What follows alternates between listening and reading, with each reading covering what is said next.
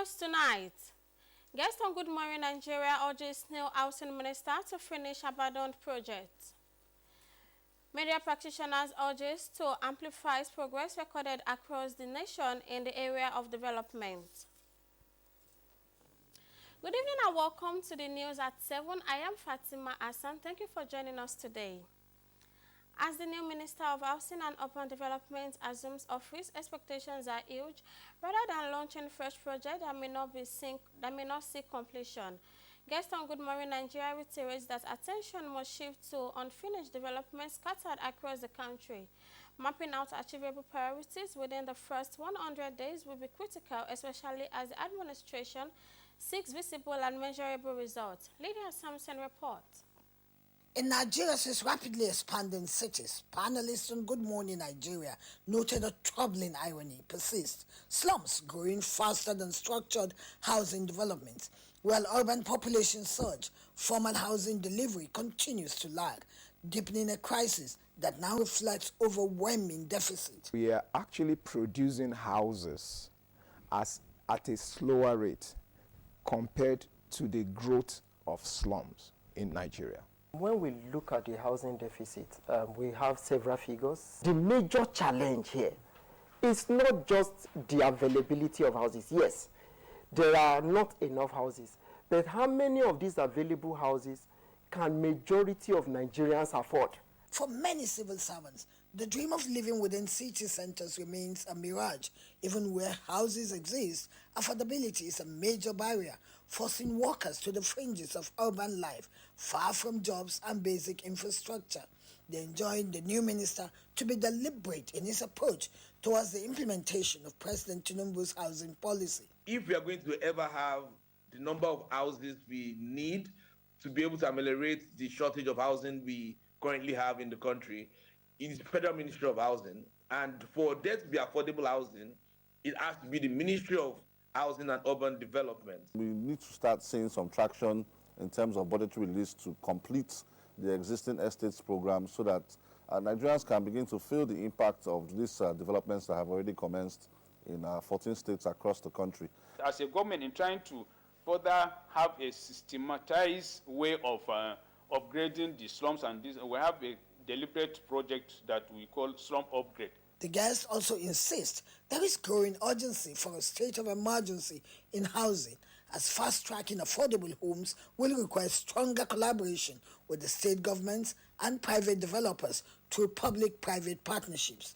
Though the Renewed Hope housing program plans to deliver 5,000 to 6,000 units nationwide soon, offers a starting point. However, beyond a coherent mid to long-term strategy, the panelists believe is essential, one that makes home ownership not a privilege but a possibility for all Nigerians. In Abuja, Lydia Sampson, NTA News. The Nigerian Correctional Service Act 2019 mandates total rehabilitation of inmates through the acquisition of educational opportunities and vocational training to make them better persons in the society. Akim Juma reported that in line with the act, some inmates in Abeokuta have been prepared for life after incarceration as they enroll for university education. His report. That was the administration of oath on the students' inmates who demonstrated the zeal and determination to pursue further studies. The director, National Open University of Nigeria, Abeokuta Study Center, Professor Oyekunle Adegboyega, while admitting the students' inmates into the institution of higher learning, urged them to explore the world of opportunities where success is earned but not given on a platter of gold. Education, properly understood, is not the accumulation of certificates, but the transformation of the mind, the movement from ignorance to insight. Ogun State Governor Prince Dapo Abiodun and the Controller of Corrections, Ogun State Command, Abioye Kamoru Adeshina, both represented, are optimistic that the students' inmates will distinguish themselves in their chosen fields of academic studies. This is like a second chance, which some may have not been able to get in the past. But they have this. And it is for them to now seize this opportunity, return to society and contribute to society and become, should I say, credible citizens. Studying with a correctional environment requires a double portion of discipline. I urge you to protect this opportunity. Stakeholders unanimously called for joint action against stigmatization, discrimination, and segregation being meted out on freed inmates by the society. The journey ahead, though challenging, is filled with opportunities, hope, and the power of transformation. Our inmates are highly stigmatized, and this has been a problem that has been affecting the purpose of rehabilitation, reinformation, and reintegration. While 56 of them are undergraduate students, one of them is undergoing postgraduate diploma studies in economics, and the other one is studying entrepreneurship at master's degree level in Abeokuta. Akim Jimo, NTA News. The federal government announces the introduction of a national textbook ranking system for primary, junior, and senior secondary schools across the country as part of ongoing efforts to strengthen quality assurance and standardization in Nigeria's education sector. The initiative is designed to address the growing proliferation of textbooks in schools and ensure that only high-quality, curriculum-compliant learning materials are approved for classroom use. This was disclosed by the Honorable Minister of Education, Maruf Tunji Alausa, CON, alongside the Honorable Minister of State for Education, Professor Suwaiba Ahmad, who stated that under the new system, the Nigeria Educational Research and Development Council, NED, will continue to exercise its statutory authority to approve textbooks for use in Nigerian schools. However, beyond approval, textbooks will now be ranked through a structured national evaluation process to determine the most suitable and highest quality options for each subject and level of education. As part of the reform, NED will establish standing subject committees comprising experts in relevant subject areas. These committees will conduct rigorous reviews of textbooks submitted defined academic and pedagogical standards. Following this evaluation process, only a limited number of textbooks will be ranked and approved for use in schools for each subject, ensuring improved quality control and consistency in teaching and learning materials across the country. The introduction of the ranking system is expected to significantly reduce the excessive number of textbooks currently in circulation in many schools, which has often created confusion for teachers, students, and parents. The reform also aims to bring greater transparency, order, and quality assurance into the textbook approval process while aligning Nigeria's education system with international best practices in instructional material standardization. Under the new policy, NED will continue its responsibility of licensing textbooks. However, any textbook that is not ranked under the new system will not be permitted for use in Nigerian schools, regardless of prior licensing status. Implementation of the National Textbook Ranking System will commence from September 2026 academic sessions following the establishment of the standing subject committees and completion of the evaluation framework. More Nigerians will better appreciate the efforts of the current administration if the media go beyond superficial reporting of the developmental strides recorded across the nation. The Renewed Hope Ambassadors, a body set up to bridge the gap between government actions and citizens' understanding, has therefore called on media practitioners to move beyond criticism and also amplify the president's efforts over the past 3 years. Jonathan Omanjale reports. Last week, Oladipo Caleb Olubenga, who grew up in a rural community in Osun State, emerged as the overall best graduating engineering student of Ladoke Akintola University of Technology. It was a feat he attributed to support from the Nigerian Education Loan Fund, which made his academic journey possible. He is one of several Nigerians said to be benefiting from the current administration's intervention across key sectors. Many of the states, since Tinubu came into office, they are now able to do a lot of capital projects because they are getting more funds from the center. Whatever effort government is doing, if you don't communicate it to the public, then it means that whatever you are doing will not be appreciated by people. And people who have access to the airwaves and have their own motives to talk about the government as being inefficient and ineffective will use that silence on our part, to talk to the people that we are not doing much. In a bid to bridge this gap, journalists are set to embark on a media tour of Nigeria's northwest region to obtain first-hand information on ongoing intervention. The tour is expected to cover critical infrastructure, healthcare facility, transport network, among others. The Kaduna-Kano railway line has reached substantial completion.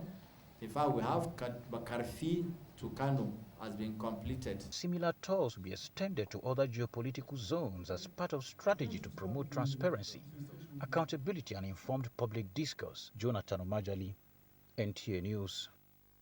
You are watching Nta Ijebu Ode at 7. We'll be going on a short break. Please stay with us. Nta Ijebu Ode, your heritage station. Nigeria Television Authority, Nta Ijebu Ode Heritage Station. A station that updates you on latest information, news, people day-to-day activities.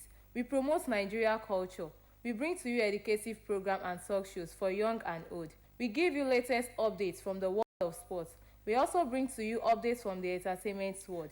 We are the best among the rest. We are available on StarTimes Channel 103 and UHF 63. Nta Ijebu Ode, your heritage station. Welcome back and thanks for joining us. Tradition and honor took center stage in Imoren Kingdom. Shagamu local government area of Ogun State recently as the royal father of the kingdom, Oba Adesegun Alowole, conferred the prestigious chieftaincy titles on 3 members of Abagun family, including a former NTA TV College student, Prince Simon Adedeji Abagun, his wife, Chief Oyenike Abagun, and Mrs. Faridat Anemasham Ne Abagun. Anthony Gandona reported that the caliber of eminent personalities from both Lagos, Ogun, and diaspora present at the event was a testament to acceptability of the newly installed chiefs. His report. In a time when traditions risk fading into memory, some communities still gather to reaffirm identity and continuity.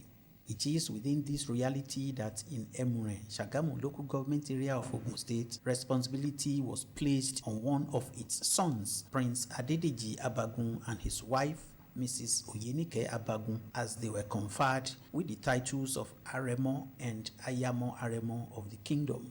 From his residence to the palace, the journey was deliberate. Well-wishers moved with him by the steady rhythm of traditional percussion.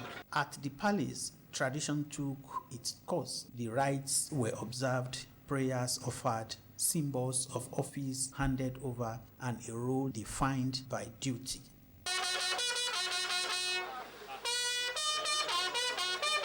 For in Yoruba thought, no part is walked alone. His wife was also adorned with his title Ayamo Aremo, a call to stand as support and mother of many.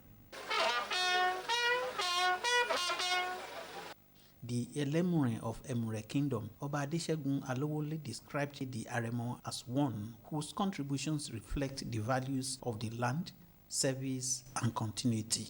He's somebody that I rely on. I send him everywhere. I send him on errand. He knows tradition. He knows the culture.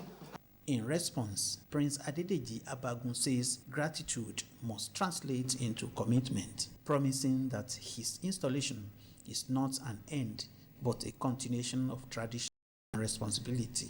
Well, I'm very I've always been inclined to community development, and being made an Aremo of this community today is a call to service. It's a higher responsibility for me. A family member and NTA TV college classmates of 1986 affirmed the moment as fitting. Emure is where our ancestors originated from before they moved to Ikorodu. So not one person, 3 of them. All my days in the NTA, all my days in the media, I've never had it before that 3 people from the same family were made chiefs in a town. So far, he has been our coordinator, and his zeal for this college and the students that have passed through it is seriously underlined. I think God has guided his life and he lived a life that is what is being given in his hometown. And the celebrant stepped forward, carried by the rhythm of Sakara, confirming his love for Yoruba melody.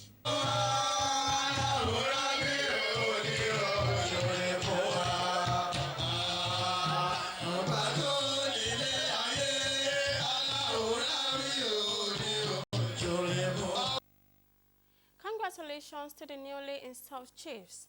Adherents of the three major religious groups in Ijebu Ode, Christian, Muslim, and traditionals held a special prayer and Thanksgiving service in honor of Senator Solomon Olamilekan Adeola, who is the consensus candidate for Ogun State 2027 governorship election under the platform of All Progressives Congress. Ifeolu Ashaolu was at number 9 Oshinobu Street, Ijebu Ode, venue of the program, and files in the report.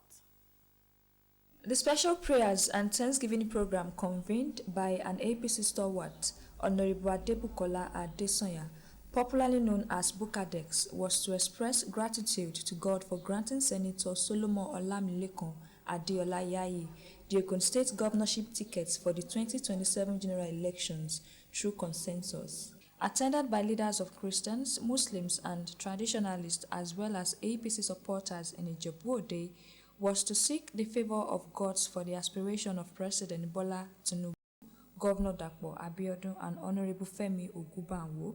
My genuine love for him prompted me to do this for him this afternoon.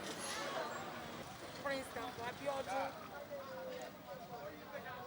with the support of other party leaders, gave us Senator Solomon Olamilekan Adeola as the party flag bearer. When we heard this news, we were full of joy. What else do you expect us to do than to call ourselves together and give glory to God?